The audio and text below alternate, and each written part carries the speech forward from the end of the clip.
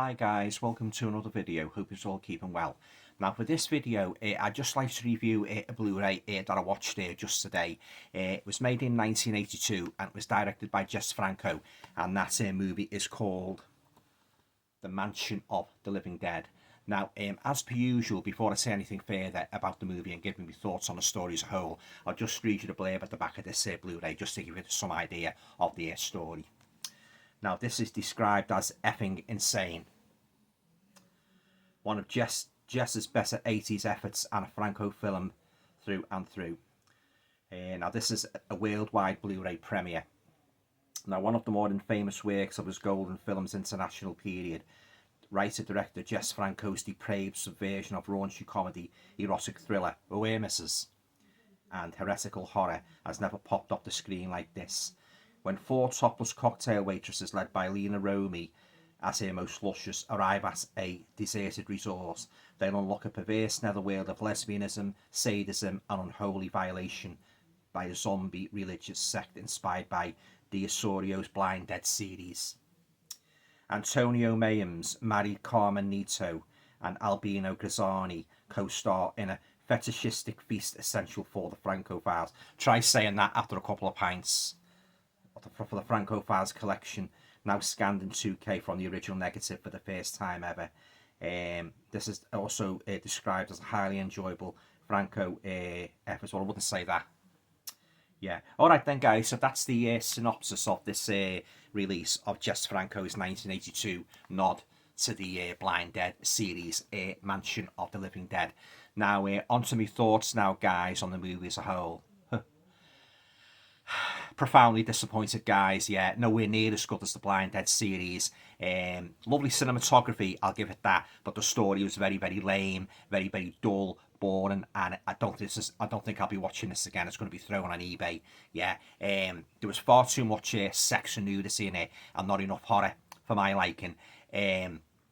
I say these four topless waitresses, they go to this resort and it's deserted at first. It appears that there's nobody there, but then you get this guy popping up. He's a kind of like a handyman, and he spies on them on the beach when they're topless on that, he's peeping. And then you've got this other guy that turns up, this young guy, this blonde guy, who all the girls, the minute they set their eyes on him, they fancy him, But there's something rather mysterious. There's something rather mysterious about him, something sinister, and he's a kind of like the manager of the hotel, if you like, But yeah, I didn't like it, guys. It was a very, very dull, boring movie, and as I say, there was too much sex and nudity in it, and that. Oh my, it was slow. Oh my days, was it slow? It was really, really slow. As I say, I couldn't invest in any of the characters at all. I found the four women to be totally uninteresting. I couldn't root for any of them. And even when you did get what brief moments of horror there were, they were very, very late. They were very, very restrained. There was no blood and gore in it, And then you've got another. You've got a kind of a subplot as well with this blonde girl with short hair. She's tied to the bed like she's a kind of a sex slave to the manager and that. So you've got her in as well. But even that subplot was very, very weak, And in regards to that subplot, I must point out, if you haven't got a very strong stomach, guys, there's a rather nauseating scene when she's tied to the bed and she's eating this it's like a bowl of like salad and that, but the way she's eating it and that, it's a bit, it's gross. Yeah, I won't go on too much about that, because I don't like anything like that, scenes like that in movies. But they even tried to put a bit of humour in as well, because when the girls first go to the rooms and that, where two girls go into one room and two girls go into the other room, the first two girls say, all right, those boring two, we're away from them now, we can get down to business. Then they start stripping off and making love, awarenesses. And then the camera pans to the other room with the other two girls, and they do exactly the same thing, far from living up to their the other girl's opinion of them, that's a bit stuck up in that, and they take a dim view of sex. They're at it as well. So they put like lacings of humour in, which didn't work, guys. It really didn't. And this edition here, it's only got a couple of special features on. Interview with Stephen Thrower, who wrote 2 books on Jess Franco, and The Mansion that Jess built, interviews with Jess Franco and star Lena Romy. So there you go, guys. That's all it is on here, really, in a way, special features. And there's some stills from the movie. But yeah, it was. They weren't scary at all. those zombies, monks. They weren't as good as the Blind Dead. The characters and that, the entities and that, nowhere near. And you could tell from watching the movie straight away that Franco was given a nod to the Blind Dead, which are much superior movies to the Blind Dead franchise, which apparently according to Stephen Thrower he was very very fond of. And well, Stephen Thrower, as I say, he wrote 2 books on Jess Franco, and he didn't know about this movie apparently until somebody told him about it, because he'd done about 25 to 30 movies he said he covered, but this one missed his research. So but according to his interview he quite liked it, but I can't say the same for myself, guys. I didn't like it at all. It's got English subtitles anyway. It's not in English, so I just better warn you if you don't know. This is in foreign, so if you don't mind foreign movies and that, and you're not averse to a little bit of a slap and tickle, and there is strong overtones, but I must warn you, there is the strong overtones of lesbianism in this, so be warned. So if you don't like that, I think you'd be better off giving this a wide berth. The Mansion of the Living Dead, yeah. And this is another case, guys, where the cover, it's sort of like the actual movie itself, it doesn't live up to the aesthetics of the cover, and it's a very very disappointing movie. I thought I was going to be in for a treat, because when I'd read that it was going to be a Blind Dead, a nod to the Blind Dead. The Blind Dead movies, I thought, I started rubbing my hands with glee. I thought, I'm definitely going to get that. So I treated myself to it for Christmas, and it was money wasted, guys. Yeah, but that's just my opinion. I'm not saying don't go out and buy it. And as I said before, if you're not averse to a little bit of Mrs. Nudity and lesbianism, you might like it. If you lean more towards that aspect of horror, than the actual horror itself. But if you're a horror fan and you like a lot of blood and gore, and you like a lot of monsters, you like a lot of things going on, I think you're going to be sorely disappointed with this, guys.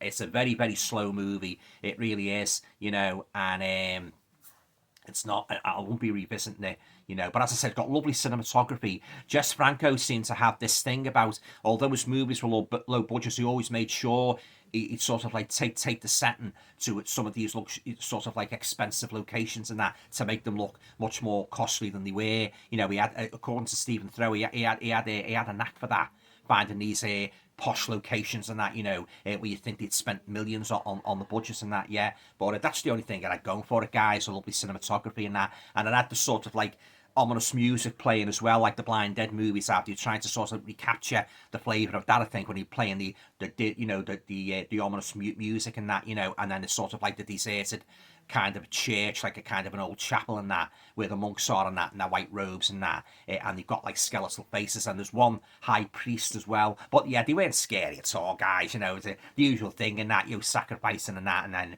they get one of the girls and rip all her clothes off and that, and start he basically rape her basically and that. But yeah, there's not, as I say, the horror's very very minimal, guys. A lot of talk in it, very slow ponderous story. But yeah, I did not like this at all, Mansion of the Living Dead. But as I say, that's just my opinion. If you want to try it out for yourselves, you might like it. That's just, as I always like to emphasise, this is just my opinion.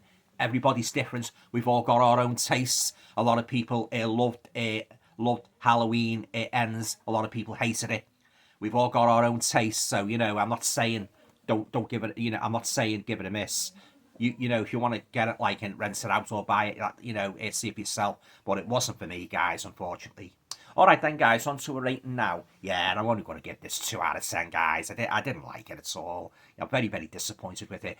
Missed opportunities as well on that. And as I say, the cover, it's sort of like it just doesn't. The actual movie itself, it doesn't correspond with the sort of like that eye-catching cover, which I've found many a time when I've been buying these movies, especially from America, lovely eye-catching covers, and but when you watch the movie itself, you're profoundly disappointed, yeah. All right then, guys, well, that concludes my review of the 1982 Jess Franco nod to the Blind Dead series, Mansion of the Living Dead. Have you seen Mansion of the Living Dead? What did you think of it?